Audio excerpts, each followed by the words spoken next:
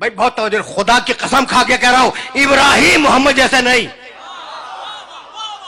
اب تم پوچھو گے نا یہ میں نے کہاں سے کہہ دیا، تو اب آیت سنو اور اعتراض کرنا ہو قرآن پہ کرنا.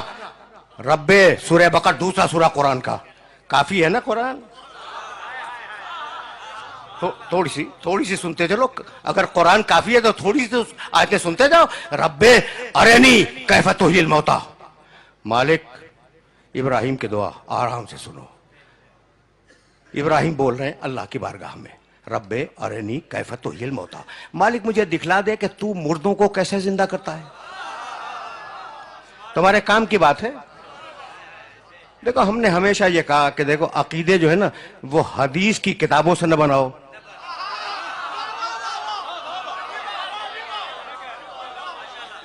کیا صاحب، عقیدے حدیث کی کتابوں سے مت بناؤ. اچھا ٹھیک ہے، حدیث کی صحیح کتابیں بھی ہوں گی، لیکن اب کتابیں ہو سکتا ہے کہ صحیح ہو، لیکن ضروری تو نہیں ہے کہ لکھنے والا بھی صحیح ہو.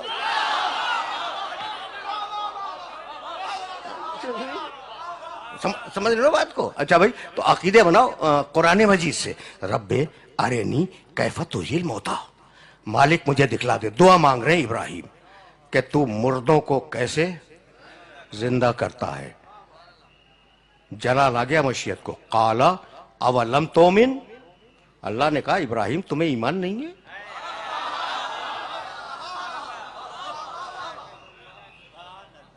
ٹھیک ہے نا، ابراہیم تمہیں ایمان نہیں ہے. ابراہیم گھبرا گئے. قال بلا، کہا مالک کہانی نہیں ہے، یہ آیت ہے قرآن کی. بلا ولکن لیطمئن قلبی، مالک ایمان ہے کہ تو مردوں کو زندہ کرتا ہے، لیکن میں چاہتا ہوں کہ میرے قلب میں اطمینان آ جائے. رک جاؤ، جہاں جہاں میرے سننے والے سن رہے ہیں ان سے پوچھ رہا ہوں ابھی تک اطمینان تو نہیں ہے نا. ابراہیم علیہ السلام کے پاس ابھی اطمینان نہیں ہے، وہ چاہتے ہیں کہ اطمینان آ جائے. ٹھیک. قالا، کہانی نہیں قرآن. فخذ اربعۃ من الطیر، کہا ابراہیم 4 پرندے لو. ہزاروں مرتبہ تم نے یہ آیتیں سنی ہوں گی، ایک مرتبہ مجھ سے بھی سنتے جاؤ. فخذ اربعۃ من الطیر، ابراہیم 4 پرندے لو. فصرہن الیک، انہیں اپنے آپ سے مانوس بناؤ. جب وہ مانوس ہو جائیں انہیں کاٹو، کاٹنے کے بعد ان کے گوشت کو ملا دو. ٹھیک. ثم اجعل علی کل جبل منہن جزء، اور تھوڑا تھوڑا سا ملا ہوا گوشت، ان کے گوشت کو کاٹو، کاٹنے کے بعد ملاؤ، اور ملا ہوا گوشت یہ جو پہاڑیاں ہیں نا تمہاری بستی کے چاروں طرف، ان کی چوٹیوں پہ رکھاؤ، چوٹیوں پہ رکھاؤ. ثم ادعوہن، پھر نیچے اتر کے انہیں آواز دو. ٹھیک. یاتینک سعیا، وہ زندہ ہو کر تمہاری بارگاہ میں آ جائیں گے، تو اب تمہیں اطمینان بھی ہو جائے گا. ابراہیم نے 4 جانور لیے، پرندے، اور انہیں مانوس کیا اپنے آپ سے. جب مانوس ہو گئے تو انہیں کاٹا، کاٹنے کے بعد ان کے گوشت کو ملایا، ملانے کے بعد وہ جو 7 یا 9 پہاڑیاں تھیں ان کی بستی کے چاروں طرف تھوڑا تھوڑا گوشت رکھا، اور نیچے اتر آئے اور آواز دی مردہ جانوروں حلموا الیہ، زندہ ہو کر میرے پاس آ جاؤ. وہ مردہ جانور تھے جو نبی کے پکارنے پر زندہ ہو کر پہاڑ سے اتر آئے. میسج تو پہنچ رہا ہے نا. دیکھو یہ ہے نبی کی آواز کی طاقت. اب اس میں ایک سبق ہے کہ وہ جب نبی کے پکارنے پر مردہ جانور زندہ ہو کے آ سکتے ہیں، تو اگر انسان کو پکارے تو اسے تو آنا ہی پڑے گا. یہ سبق ہے اس آئے مبارکہ کا. اچھا بھائی تو اب میں تو مقام محمد عربی کی طرف جاؤں گا. میرے پاس ایمان ہے، اطمینان نہیں ہے. اور اب میرا محمد، سورہ فجر. یا ایتھا النفس المطمئنہ، اے اطمینان رکھنے والے محمد.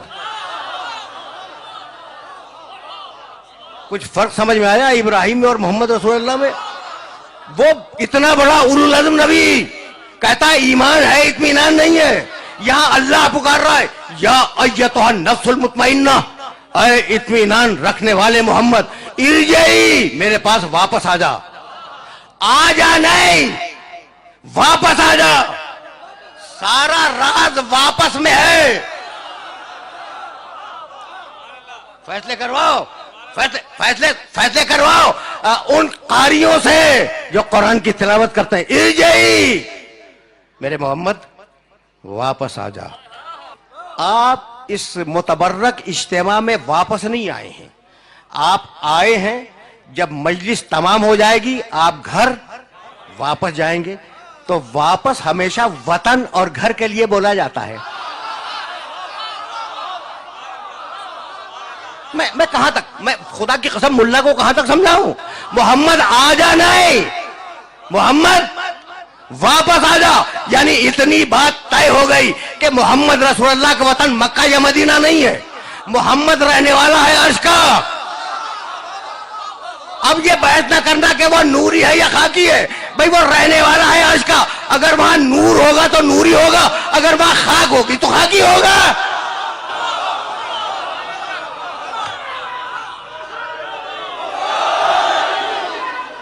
میں بہت تیزی کے ساتھ آگے بڑھ رہا ہوں.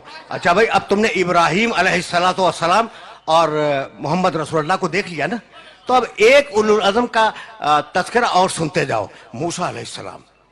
کون واقف نہیں ہے موسیٰ سے؟ بڑے جلیل القدر نبی ہیں، صاحب توریت، صاحب شریعت. ٹھیک ہے نا؟ جاؤ دیکھنا 20واں سورہ ہے، سورہ طٰہٰ، اور اس کا ایک چھوٹا سا پیراگراف پڑھوں گا. اذهب الى فرعون انه طغى. موسیٰ جاؤ. تو بہت خوش فہم ہو، خوش فکر ہو، یعنی میری بات نوجوان سمجھ رہے ہیں. بزرگ میرے مخاطب نہیں ہے، نوجوان میری بات سمجھ رہے ہیں. تو تمہیں خصوصیت سے یہ جملے ہدیہ کر رہا ہوں کہ اگر قرآن کافی ہے نا تو پھر ویسے کافی ہے جیسے میں عرض کر رہا ہوں. اذهب الى فرعون انه طغى. موسیٰ جاؤ، فرعون کے دربار میں جاؤ، اس نے بڑی سرکشی اختیار کی ہے.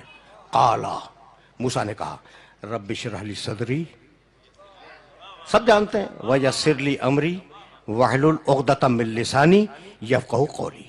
قالا، موسیٰ نے دعا مانگی، رب اشرح لی صدری، مالک میرے سینے کو کھول دے. ویسر لی امری، میرے کام کو آسان بنا دے. واحلل عقدۃ من لسانی یفقہوا قولی، اور میری زبان کی گتھیوں کو کھول دے تاکہ لوگ میری بات سمجھ سکیں. دعا دیکھ رہے ہو موسیٰ کی؟ دیکھ رہے ہو نا؟ وَجْعَلْ لِي وَزِيرًا مِّنْ أَهْلِي. وَجْعَلْ لِي وَزِيرًا مِّنْ أَهْلِي، میرے اہل سے، میرے خاندان سے ایک مجھے وزیر دے دے. جو اہل ہے، نام کیا ہے اس کا؟ ہارونہ. رشتہ کیا ہے؟ اخی، وہ میرا بھائی ہے. سن لیا؟ ایک آیت درمیان سے چھوڑ رہا ہوں. قد اوتیت سؤلک یا موسیٰ، جاؤ موسیٰ، ہم نے تمہاری دعا قبول کی. ٹھیک؟ کیا ہے؟ ایک ایک لفظ سننا الگ الگ.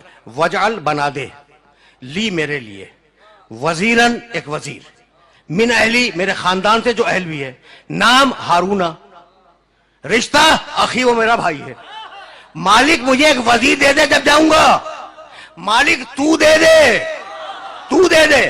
اچھا کسے دے دے؟ جو اہل ہے، جو خاندان سے. نام اس کا ہارون ہے، وہ میرا بھائی ہے. تو مالک نام بتلا رہے ہو کہ ہارون ہے، رشتہ بتلا رہے ہو کہ بھائی ہے، کہہ رہے ہو کہ خاندان سے، یہ بھی کہہ رہے ہو کہ وزارت کا اہل بھی ہے، تو خود کیوں نہیں بنا لیتے؟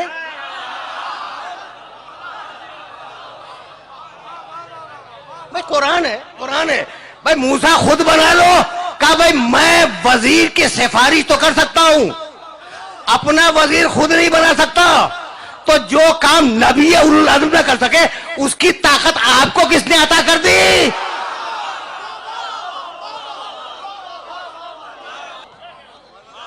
سمجھ رہے ہو بات کو؟ میسج پہنچ رہا ہے نا؟ اچھا بھائی، وجعل لی وزیرن من اہلی، مالک مجھے ایک وزیر دے دے. ٹھیک، میرے اہل سے دے دے، میرے خاندان سے دے دے. موسیٰ نے کہاں سے مانگا؟ اپنے خاندان سے. جاؤ، اگر آیت نہ ملے تو کل سے مجھے نواب شاہ میں گھسنے نہ دینا. اب میرے نبی کے سلسلے کی آیت سننا. اور اگر آیت مل جائے تو جو انٹرپریٹیشن کر رہا ہوں اس کا ترجمہ ملا سے ویریفائی کرا لینا کہ میں نے کوئی ڈنڈی تو نہیں مار دی ترجمے میں. ٹھیک ہے نا بھائی؟ بہت توجہ رکھنا. یہ آیت یاد رکھو گے نا موسیٰ کے سلسلے کی. وجعل لی وزیرن من اہلی ہارون اخی، سورہ بنی اسرائیل 17واں سورہ. اچھا بھائی یہ آیت میں سن لو. آج بہت ڈیفرنٹ موڈ میں بول رہا ہوں. شاہ یہ جو میں نے موسیٰ علیہ السلام کی آیتیں پڑھی ہیں نا، اس میں کیا تھا؟ قالا، موسیٰ نے دعا مانگی. ٹھیک، اب جو آیت پڑھنا جا رہا ہوں اس میں قل، محمد دعا مانگ.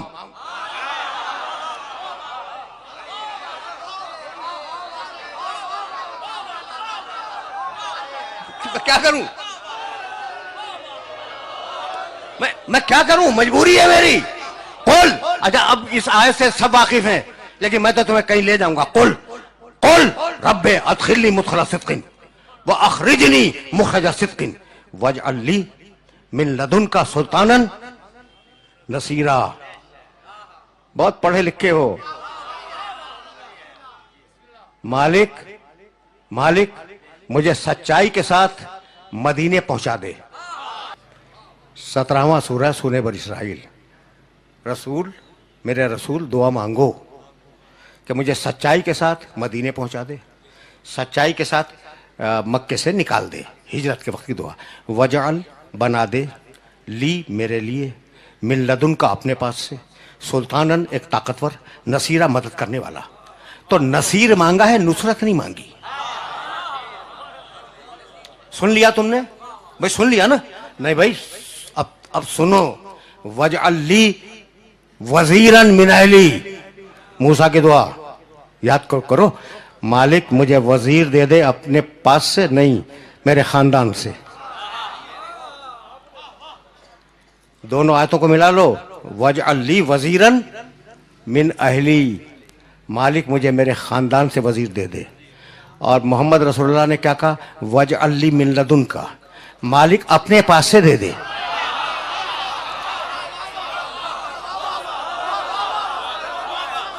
آیت ہے بھائی، آیت ہے، آیت ہے قرآن کی. دونوں آیتیں ہیں قرآن کی.